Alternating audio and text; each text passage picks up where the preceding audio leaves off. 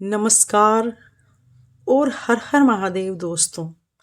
आज की हमारी कहानी है एवोकाडो और कलिंगड़ में फ़र्क। मीना अपनी बेटी की ओर मोबाइल करते हुए, रजनी, ए रजनी, ले तेरे नाना तक फ़ोन मिला के दे, दो बात कर लूँ। रजनी ने मीना से मोबाइल लिया, अपने नाना जी को नंबर मिलाकर अपनी मम्मी को पकड़ा दिया मोबाइल। मीना अपने बापू से बात करने लगी।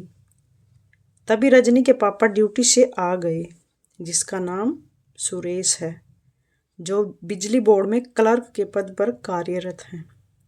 सुरेश रजनी को सब्जी का थैला पकड़ाते हुए कहता है, रजनी बेटा, तू कल कह रही थी ना, पापा मुझे भी एवोकाडो खाना है, जो गुणों से भरपूर होता है।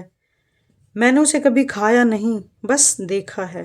लो, तुम भी एवोकाडो का स्वाद चखो। बस एक ही पीस तेरे लिए लाया हूँ, इस थैले में है। रजनी खुश होते हुए कहती है, पापा, सच पापा, आप मेरे लिए एवोकाडो लाए हो? थैंक यू पापा। वो फिर खुश होकर बोली, पापा आपको पता है, आज मेरा 10वीं का रिजल्ट आया है, जिसमें मेरे 85% मार्क्स आए हैं। मैं अभी दिखाती हूँ आपको, आप बैठिए, मैं आपके लिए पानी का गिलास लाती हूँ। रजनी थैला लेकर रसोई में चली गई।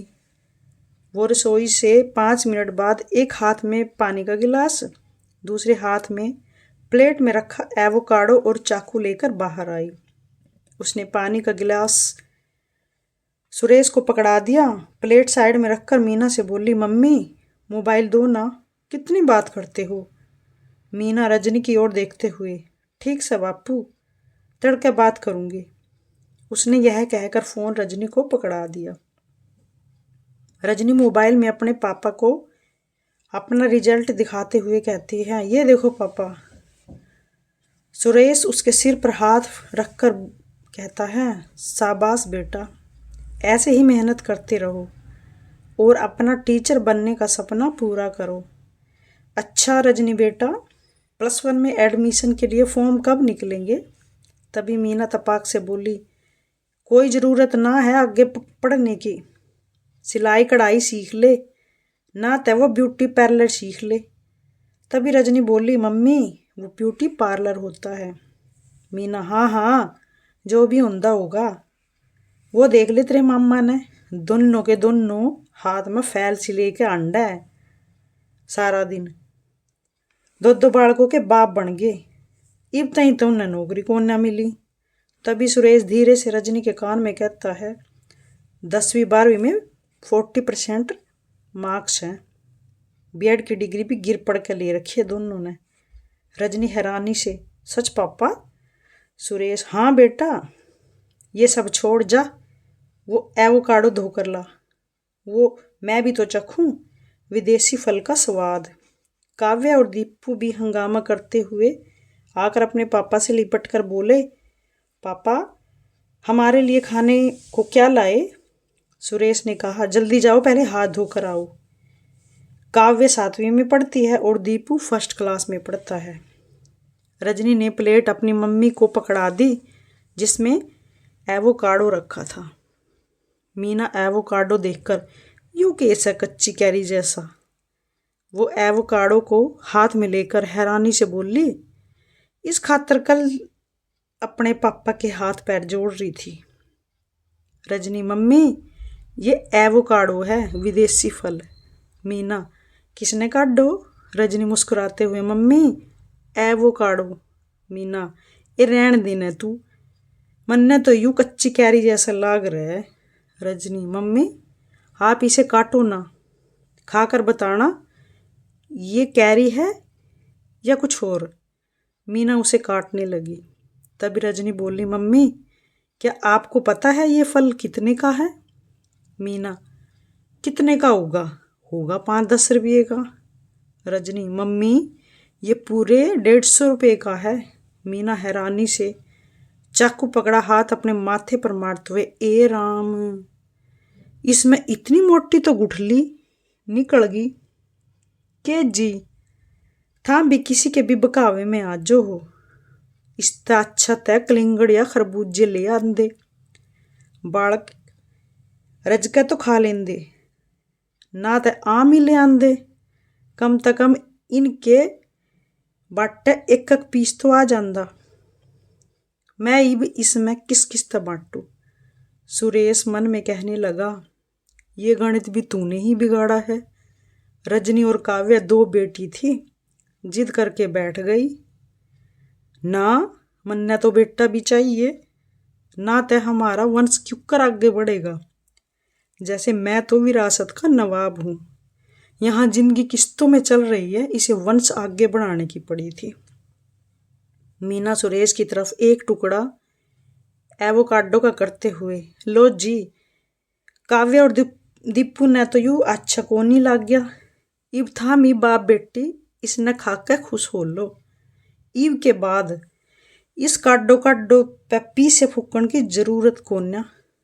कल वो बीमार खजूर का पेड़ ठा ले आए, उस पेड़ ने देख कर न्यू लाग रहा था, इसता भगवान खाद पानी देना ही भूल गया। अपने आप ने पढ़ा लिखा कहो, उस दुकानदार की बातों में आके बावड़े हो जाते हो। सुरेश ने सवालिया नजरों से रजनी की ओर देखा। तभी रजनी मुस्कुराते हुए बोली, पापा, मम्मी पाइनएप्पल को बोल रही है बीमार खजूर का पेड़।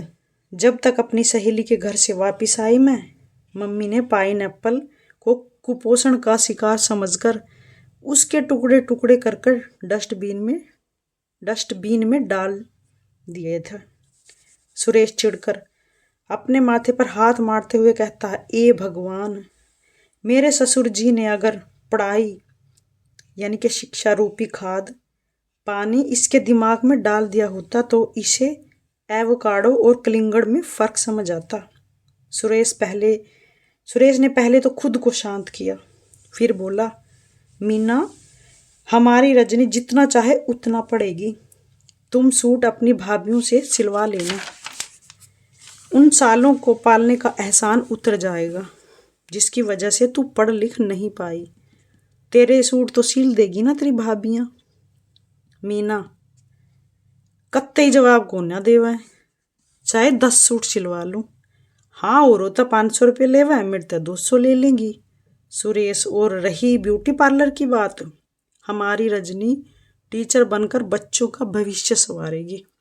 वो बोला, रजनी बेटा, जब भी +1 के फार्म निकले मुझे बता देना, ताकि तुझे भी एवोकाडो और कलिंगड़ में फ़र्क समझ आए।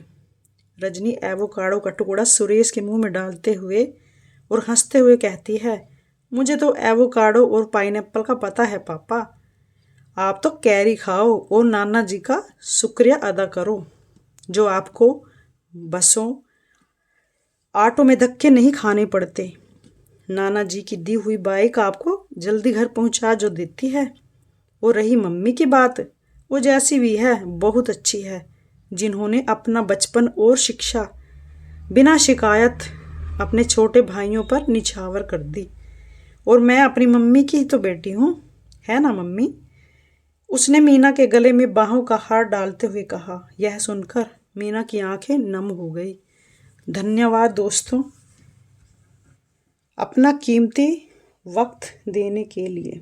Thank you so much. उम्मीद करती हूँ आपको कहानी पसंद